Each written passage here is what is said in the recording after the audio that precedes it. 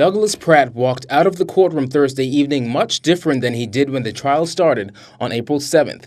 The 27-year-old father of two was handcuffed as he was escorted into a waiting police patrol car. This after a 10-woman, two-man jury unanimously found Pratt guilty of the November 22, 2010 murder of Shande Cartwright, the mother of his two children. A pathologist report confirmed that the 22-year-old had 17 stab wounds, including slices to the neck and face. As the verdict was read, a sigh could be heard coming from Cartwright's mother, Mary Cartwright, who cried uncontrollably as she was escorted out of the courtroom. You should not!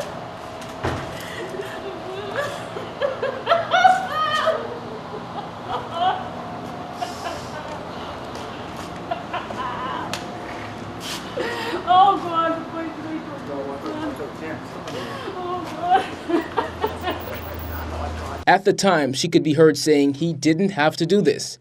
Outside the court, she told reporters while she knows Pratt's conviction won't bring her daughter back, she's satisfied justice was served. Right now, I'm so happy that justice has been served.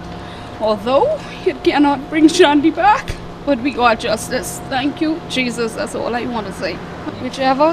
Whichever punishment it is, I'm happy. Whichever punishment they gave him, I'm happy.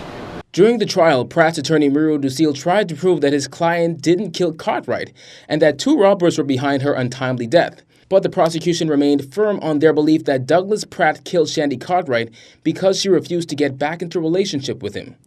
I'm happy justice has been served and everything is over, the battle is over, and we can go on with our life now.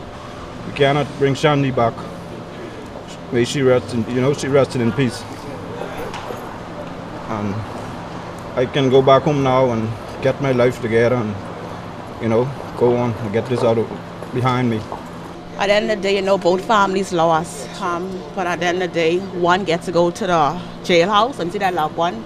The other one, to find peace in her heart, she have to go to the graveyard. And at the end of the day, children are involved, and they're left basically mother and fatherless. It's sad, so in this, there's really no justice. No one really wins in this. Because don't care what happened, doesn't bring Shande back. Meantime, the victim's uncle, Pedro Cartwright, said he's just glad it's all over, while Families of All Murder Victims President Candy Gibson said it's sad two young children now have no choice but to grow up without both parents.